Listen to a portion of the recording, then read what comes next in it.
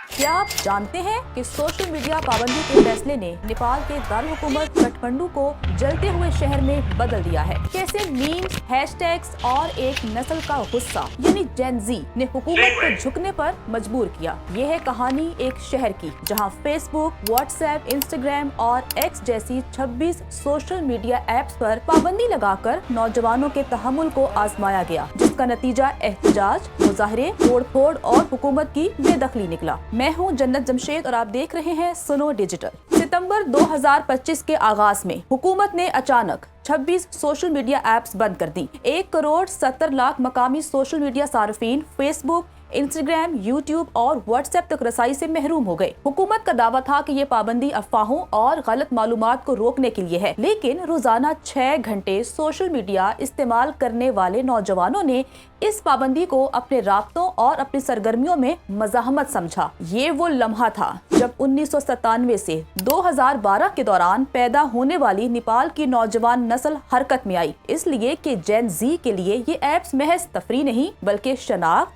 इजहार और जिद्दोजहद का जरिया थी। उनके लिए सोशल मीडिया एक बिजनेस हब भी था, जहां नेपाली नौजवान फ्रीलांसर या डिजिटल ट्रेडर की हैसियत से अपनी रोजी रोटी का बंदोबस्त कर रहे थे। तो जनाब 26 सोशल मीडिया ऐप्स पर पाबंदी के फौरन बाद तलबा और नौजवानों ने VPN इस्तेमाल करना शुरू कर दिया। कुछ ने मीम्स बनाई, कुछ ने खुफिया पैगामात फैलाए और जल्द ही एहतजाज का बीज बो दिया गया। पहले पहल सोशल मीडिया ऐप खोलने का मुतालबा लिए सड़कों पर निकले। फिर जनरेशन ज़ी ने अवामी दिलचस्पी के पेश नजर करप्शन के खिलाफ नारों को भी अपना हथियार बना लिया। इनकलाबी रंग लिए नारों ने नेपाली अवाम को शदीद मुतासिर किया और मुजाहिरीन की तादाद चंद सौ नौजवानों से बढ़कर हजारों में पहुँच गयी। शहर की गलियों में अवामी नारे सुनाई देने लगे। Wake up youth, wake up Gen Z, एक नारा जो मुल्क के चप्पे चप्पे पर गूंज रहा था। नौजवान एक दूसरे को झिंझोड़ रहे थे कि ये वक्त है जागने का। फिर वो लम्हा आया जब एक आवाज बुलंद हुई, इनफ इज इनफ, और ये नारा चंद लम्हों में पूरे मजमे का कोरस बन गया। सब ने यकजबां होकर ऐलान किया कि अब मजीद बर्दाश्त नहीं। कुछ नौजवान बैनर्स पर लिख कर लाए, stop the ban on social media, stop corruption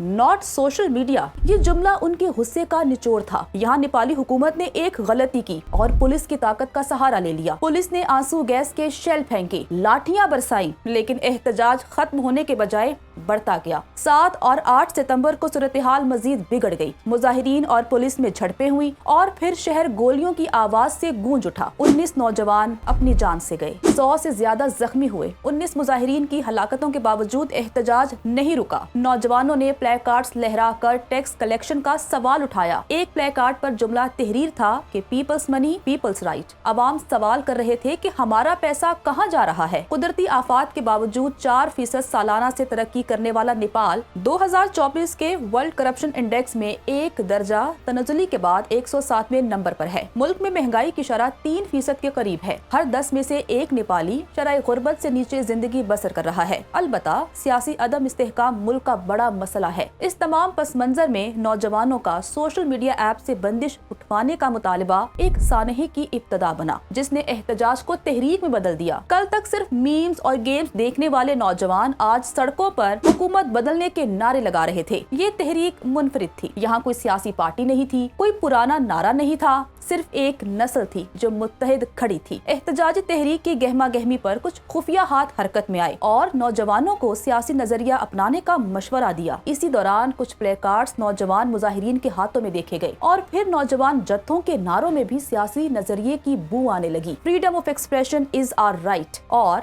the people's choice can not be silenced. Social media apps पर पाबंदी ने रोजाना 6 घंटे तक सोशल मीडिया इस्तेमाल करने वाले नौजवानों को मुश्तइल कर दिया था। 9 सितंबर को कर्फ्यू नाफिज कर दिया गया। त्रिभुवन एयरपोर्ट बंद हो गया, परवाजें मनसूख कर दी गयी, फौजी गाड़ियां शहर के चप्पे चप्पे पर फैल गयी। बज़ाहिर काठमांडू पर खामोशी छा गई, लेकिन इस खामोशी के पीछे एक आवाज अब भी गूंज रही थी। नौजवान मुजाहिरीन हुकूमत की तब्दीली का मुतालिबा कर रहे थे। एहतजाज ने रंग जमाया तो हुकूमत को अपना फैसला वापस लेना पड़ा, लेकिन जान फिर भी ना छूटी। जब हुकूमती तशद्दुद से मारे जाने वाले 19 नेपाली नौजवानों के अहले खाना के लिए इंसाफ का सवाल उठा तो वज़ीर आज़म KP शर्मा ओली को मुस्ताफी होकर घर जाना पड़ा। ये कीमत थी उस नाआक़िबत अंदेश फैसले की जिसने नेपाल में वक्त का धारा बदल डाला। ये सिर्फ एहतजाज नहीं था, ये एक ऐलान था नौजवानों के लिए आजादी इजहार राय की अहमियत का, नेपाल के समाज में सोशल मीडिया की हौलनाक बालादस्ती का। आजादी इजहार राय, समाजी राब्तों, तफरीही सरगर्मियों के लिए अहम तरीन सोशल मीडिया ऐप्स के नतीजे में बर्पा होने वाले एहतजाज ने काठमांडू की सड़कों को जख्मी और एक चलते हुए निजाम को ज़मीं बोस कर दिया। और आज नेपाल एक सियासी बहरान में घिरा है जिसने मईशत और मुआशरत दोनों को मुअत्तल कर रखा है। जनरेशन जी की जज्बात से भरपूर अंगड़ाई ने नेपाल को बेदार किया या आम नेपाली को उलझा छोड़ा? इस सवाल का जवाब आइंदा आने वाले दिनों में नेपाल के सियासी हालात देंगे। मुझे दीजिए इजाजत। खुदा हाफिज।